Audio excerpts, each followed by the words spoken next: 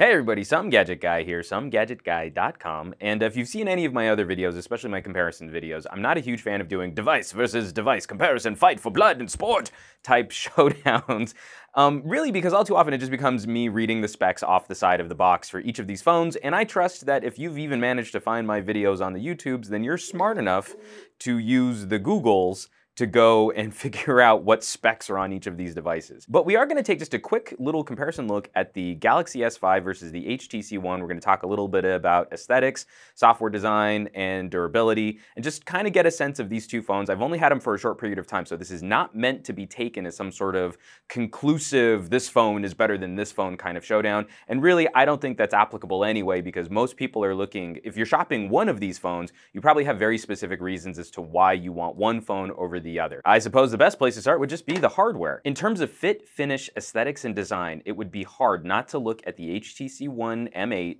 and not just drool. It's an excellent example of smartphone design, and every little tweak and change from the M7 is definitely reflected in a much nicer looking experience. And compared to the M7 rounding off these corners, fixing these little plastic edges so that the unibody aluminum wraps around the sides, everything about the M8 is a clear and distinct improvement for HTC. And one of the most important aspects of that hardware update is literally just the control interface, where HTC has now gone to software keys, which pop up on the screen as opposed to their two capacitive screens on the M7. I thought this was a horrible way to control a phone, and I will happily take 3 soft keys at the bottom of the device instead of this 2-button arrangement on the HTC One M7. It's got a nice heft to it, it's got a really nice feel to it, and compared to the M7, this brushed aluminum back should hide light scratches, light abrasions much better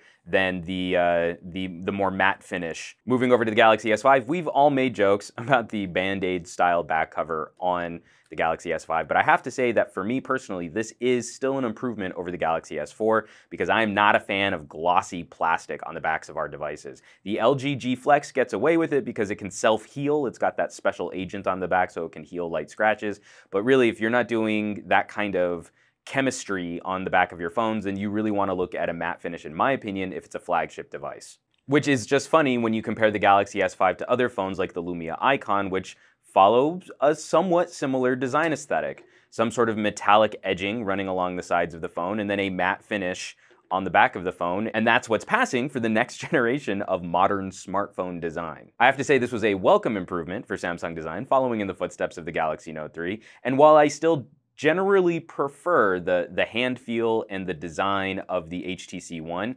this move right here tremendously elevates the Galaxy S5 in my opinion. Now outside of design, we of course have to talk about perceived durability, and this is one area where I am super paranoid about HTC phones. My M7 is in pretty good shape, but it's spent its entire life in some sort of shell, hard case with rubber padding and a kickstand, and this is what I would normally walk around with, especially if I were out on set or out on a job site, just to make sure that I could keep my M7 looking fresh and clean and protected. This makes me about equally nervous for the M8, especially with its wraparound aluminum unibody design, that any minor impact that befalls this case is going to dent this metallic finish. So while it feels better in the hand and it's probably going to be a little bit more resistant to scrapes and scratches than say an LG would be, if it takes a little bit more punishment, it's actually going to deform the casing on this phone. So I would really look, especially if you guys are in sort of activity fields or if you're a hiking kind of a person,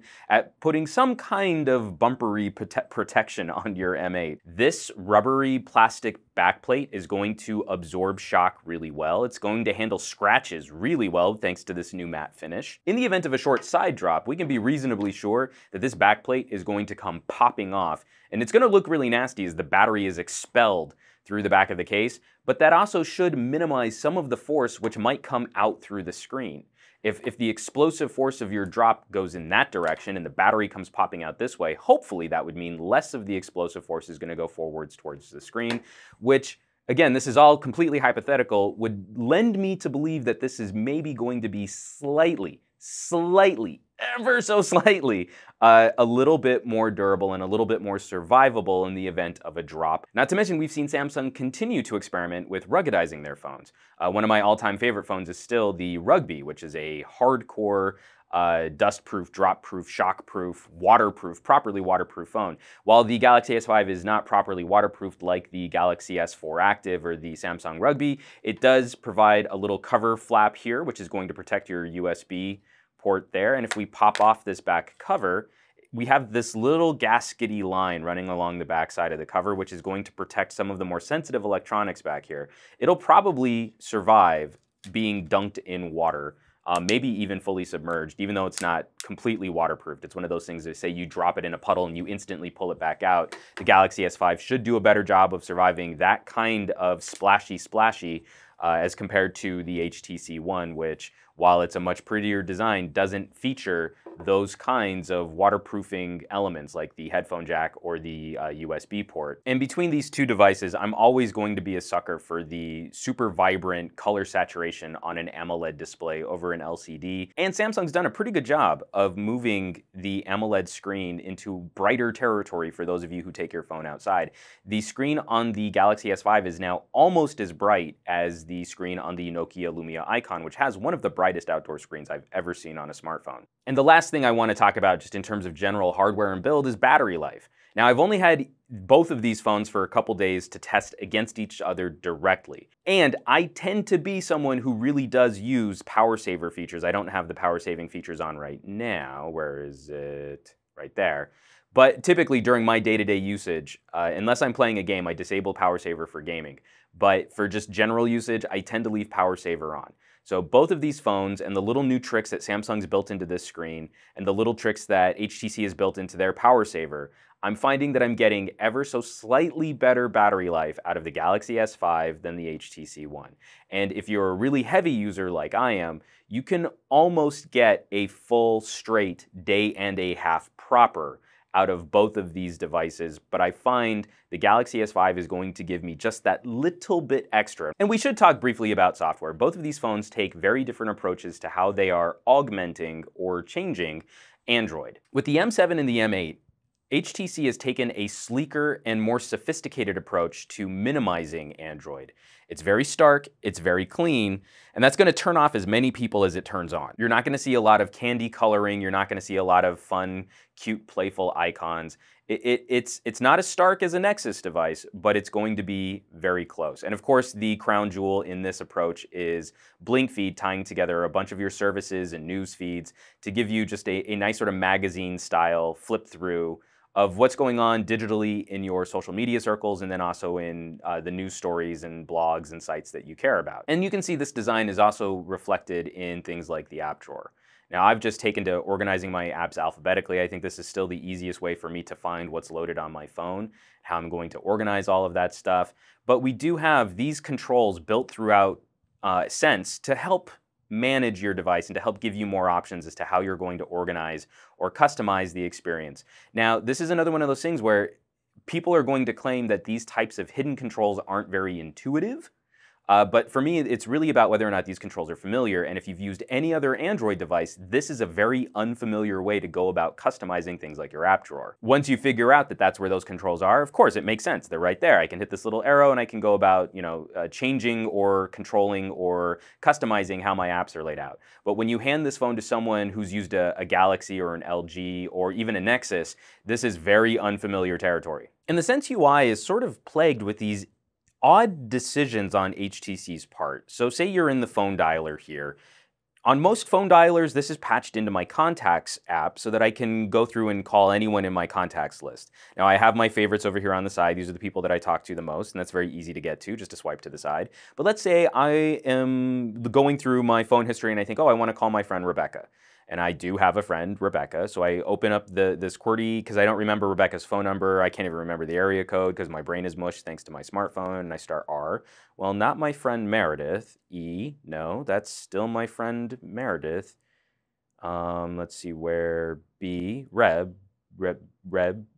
So I have two friends named Rebecca, and there is no information popping up to fill that name once I start typing out a name like that. It went to one of my favorites, so that was cool, but then it just stopped. It stopped searching there. So now, say I was in the phone app. I know this is such a first world problem, but it's just an odd design quirk that basically you're going to do most of your communication and contact through your People app. You're not really going to use the phone dialer except for those few times where you actually have to type out a whole phone number. I wish there was more synergy on that kind of communication between the various services that I use on my phone, because HTC is usually really good at tying those kinds of services together. And this is one example where they're really not. So instead of just being able to have my phone app at the bottom of my little dock here, I have to have phone and People at the bottom just so that I can always make sure that I can get into this app to call whoever I want, not just my favorites. And lastly, I should say that I still like this layout for settings, being one straight list of settings, as opposed to some of the other phones that have gone to organized by tabs, where you have to swipe over left or right to get to different tabs of settings. I like this being just one straight list, and I know where everything's located and where everything's organized.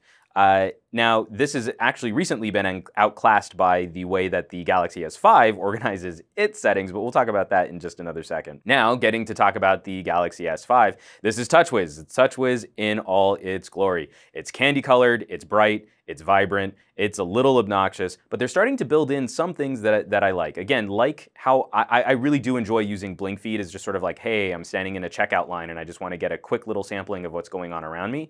We now have a similar service with My Magazine on the Galaxy S5. It's not as fluid, it's not as clean, and it's not as quick as Blink Feed is, but we now have this sort of My Magazine news reading style app with lots of pictures and lots of vibrant big images and headlines, so that we can also do something similar with organizing what information that we can read in short little bursts on our screen. But then we've also seen Samsung back off just a little bit from the types of apps and services. Here, I'll get to the front of my app drawer. So I've got a bunch of AT&T stuff on there. AT&T, they do like loading their custom services, just like any other carrier.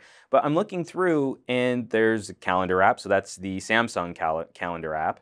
And we've got like a memo, okay, and messaging, and the AT&T Messages app.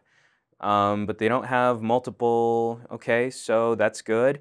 And then that's it. So really, we're going to go through the like S Health and S Voice, and then we have this separate Samsung app store, which I'm not a fan of having multiple app delivery services anymore. I even got rid of Amazon App Store on my phones just because I prefer being able to just go through Google Play. But we don't see those tons of other services listed as apps that Samsung used to bake into their phone, and there are fewer apps that directly compete. I mean, there are still plenty that do compete. We have, Google Play, and then we have Samsung Video. We have S Voice on here, but they've started doing things like making the defaults the Google services. And so now when I long press on the home button, I'm taken to Google Now. When I used to long press on this, I was taken to S Voice. So little touches like that do actually help sort of reduce the amount of Samsung interference from the Google or Android experience. And because I brought it up with the HTC, I really like this new flat circular icon look for all of the different settings that you can get into on your phone. It's maybe not quite as cleanly laid out as the settings are on the HTC, where it's just a very simple list.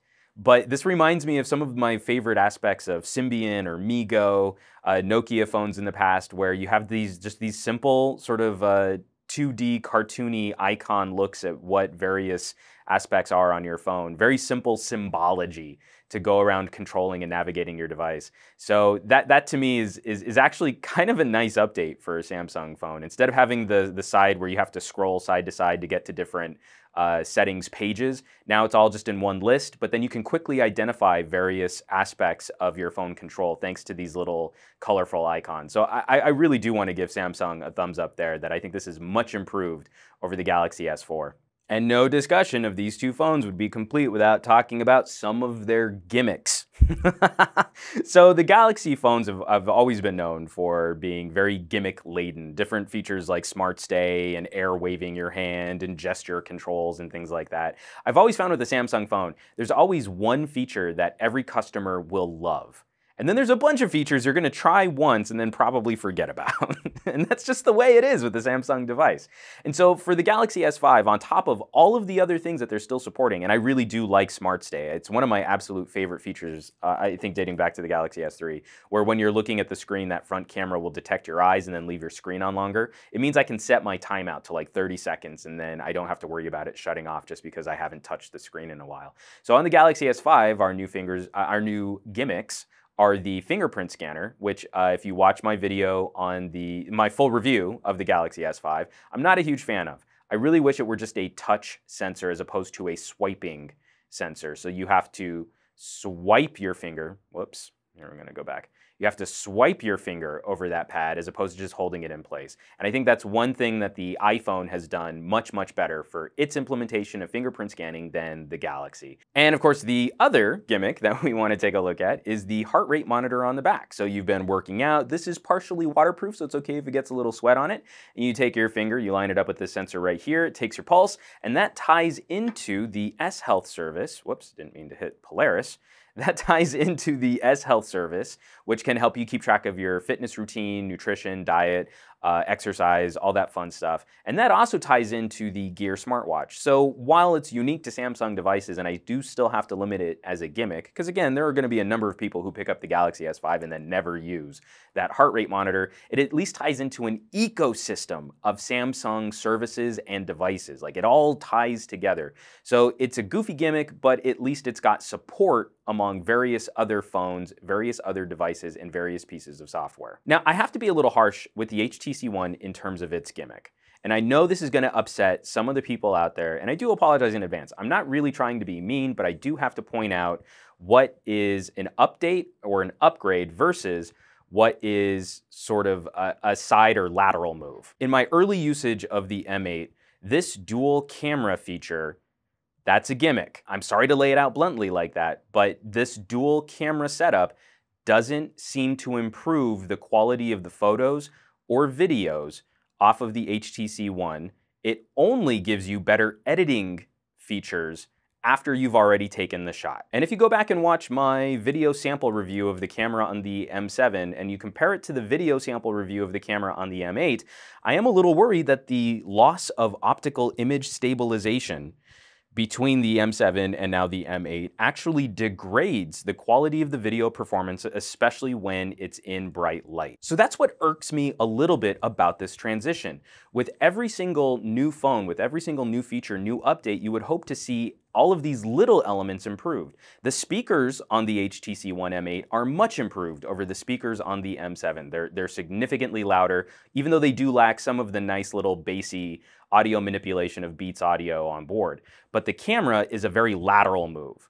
The camera performance is very similar, but minus optical image stabilization, video performance isn't quite as nice. And then the secondary sensor doesn't necessarily improve the quality of the shots so much as it just improves your ability to edit photos. So I'm never going to claim that the camera on the M8 is a bad camera. It's a very good camera. But while it's a good camera, it exists in an age of phones with amazing cameras. HTC makes some of my absolute favorite flagship phones on the market. The M7 was my favorite Android of last year, but it's really hard not getting spoiled by the incredible 20 megapixel image sensor on the Icon and the 41 megapixel image sensor on the 1020, and then to go back and compare the output to the M8 and see that it's not really much improved over the M7 felt like a lost opportunity for HTC. And I really did think that the camera sensor on the M7 was better than the camera sensor on the Galaxy S4 simply because of that optical image stabilization.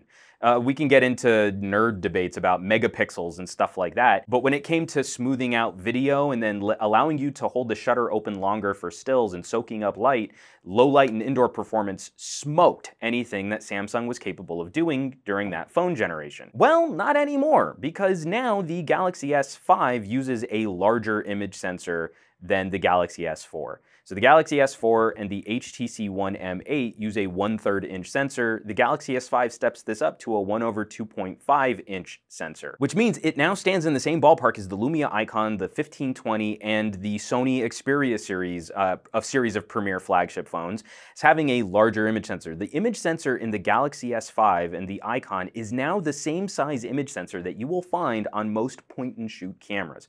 The larger the image sensor, the more photographic and the more cinematic your pics and videos are going to be. Take, for instance, these two photos of flowers. This was shot on the M8 because it's on the M8. This was shot on the Galaxy S5 because it's on the Galaxy S5. And I'm focusing on this front row of tiny little flowers right here. Each of these are smaller than my pinky nail. And I have this nice little graduated brickwork so that we can kind of judge a sense of how quickly the scene is blurring out from behind this image right here. So on the Galaxy S5, you zoom in, all of this stays really nicely detailed, and then by the time you get to this third or fourth line on the brickwork, it's getting smearier and smearier and softer, and it's just a very pleasant bokeh for those of you photography enthusiasts out there, to the point where even just crossing the street, the fire hydrant across the street is just a yellow smudge. This isn't really information your eye is going to be drawn to, because I want you focusing on these flowers right up front. You know, that's how photographers draw that's one of the tools photographers can use to draw your eye to a certain part of the photo. That's what they want you to experience. And all of this becomes just really pleasant background image. It shouldn't distract you from what the photographer is trying to make you focus on. Now on the HTC One, same thing, we actually do see some nice detail up front. Even when I zoom in significantly, even though this is a lower resolution image sensor, it's still capturing a really decent amount of detail, just like the M7 did. Now, I think they're employing just a little too much sharpening to kind of help some of that detail rise up, but that's also going to be a personal preference. If you like a lot of software sharpening, then this is going to be just fine. But as you go through the various brick lines, what happens is the detail stays crisper farther into the image. And the bokeh or background blur of what's natively coming off of this camera isn't quite as pleasant. This is a little streakier, a little grainier, a little grittier, and it's just not quite as smooth and as pleasant. So all of these flowers are now just sort of white and green smears, almost like watercolor or impressionistic paintings. And these are stuttery, liney, grainy, green and white cuts. So much so that even when we get back to that fire hydrant across the street, it is more recognizable as the shape of a fire hydrant than it is on the Galaxy S5. It's just a lot less pleasant an effect coming off of this camera sensor. And it's not because of the megapixels, it's because of the image sensor size. The sensor lens combo on the Galaxy S5 is larger, which then allows for this creamier depth of field and background blur. And this is not with any kind of photo manipulation or app. This is natively what comes off of the image sensor. So what natively comes off the image sensor on the M8 requires that secondary camera just to give you that extra depth information to blur in software. But that means it requires that extra step of going in and editing your images so that you can try and achieve some of those effects. And that also means that they won't always work. Those little software tips and tricks, your Instagram photo filters, they work most of the time. They're not always going to work. So if you want to hyper isolate your subject from the rest of the background, really the only surefire way to do that is with image sensor size, which means the Galaxy S5 has taken a humongous step up on the rest of the smartphone world in terms of being able to compete toe-to-toe with just image sensor performance. And that is not a claim HTC can make with the dual sensors on the M8. One of the last things that I want to talk about between these two different phones, and it's something that I don't always see in a number of other reviews, and I want to start covering this a little bit more too, is headphone jack performance. Now, I think the iPhone set the gold standard for what a good phone should sound like when you plug headphones in to listen to music. They had all of that legacy of building iPods before they finally got into the iPhone. But while I think the Galaxy S5 is one of the better headphone jack sounding phones for a Samsung, it pales in comparison to what I hear on the HTC One. And I do not take these audio tests lightly, folks. I mean, you see all my speaker reviews. But to compare the headphone jack on these two phones, I broke out my Noble FR monitors. It's a $700 pair of in-ear monitors to compare and contrast the differences between the Galaxy S5 and the HTC One. And the sound definitely has been improved on the Galaxy. And when you deactivate boom sound, now you can no longer turn off boom sound unless you've got headphones plugged in. And when you unplug your headphones, boom sound automatically reactivates for the front-facing speakers on the HTC. But even with boom sound disabled, I found that the HTC One M8 was ever so slightly louder and just a little bit crisper than the playback on the Galaxy S5. Activating boom sound really opened up a much better bass performance, and the highs, the midtones and highs got a little bit crisper, a little bit sparklier. It's definitely an audio manipulation. It's an EQ manipulation, and it's designed for more consumer-grade headphones so that your music will sound better on consumer-grade headphones. But I actually did find it to be a pretty pleasant experience, even on professional monitors, which don't actively color the sound. I might worry that this might be pumping out just a little too much bass. If your headphones are already mega bassy, maybe try them without boom sound, because they might get a little muddy or a little dull. But compared between these two phones, it was noticeable and it was clear that HTC has built in better audio hardware for the headphone jack on the M8 than what Samsung has done for the Galaxy S5. With that, I really should just wrap up this video. I've gotten a little longer and a little ramblier than I had intended to in talking about these two different devices. I have to say up front, both of these are phenomenally good phones. No one should really be using either of these devices and saying definitively one is a clear winner than the other. There are so many personal preference aspects at play that even I feel a little uncomfortable offering any kind of judgment between these two devices.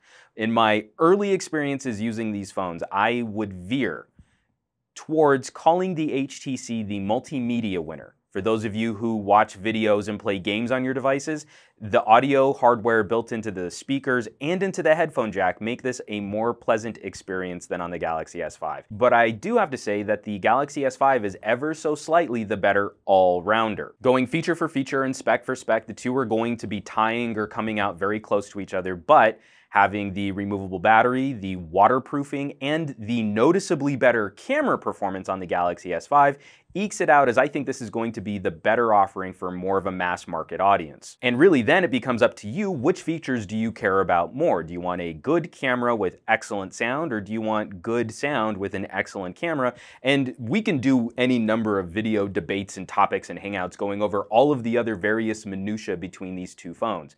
Ultimately, it's just going to come to you creating a checklist and saying, yes, I want that.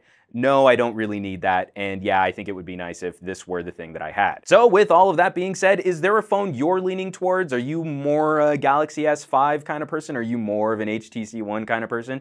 Are you looking at some Windows phones, maybe an LG? Are you thinking maybe you're going to go with the Motorola this round? Definitely drop me some comments below. I'm kind of curious to see what other people's experiences have been with these flagship devices, because like I said, I think the flagship, the premier side of the smartphone environment is starting to plateau, and a lot of these phones are becoming very good. They're really excellent, but each one seems to lock down just one feature where they're a clear winner. And that's where I think some of the more interesting discussions come from talking about these phones. There's never a clear-cut, this phone is the absolute winner, or this phone is the absolute loser. That doesn't happen anymore. But what we have now are these little nuances, these little shades of gray that really do color each person's perception and each person's experience when they go to pick up a phone like this. So folks, thanks so much for watching my videos, sharing my videos, subscribing, leaving me comments, hitting that thumbs up button. You guys have been awesome to me. I've had so much fun sharing all of this tech stuff with you because you guys have been great to me. Thanks for watching, and I will catch you all on the next video.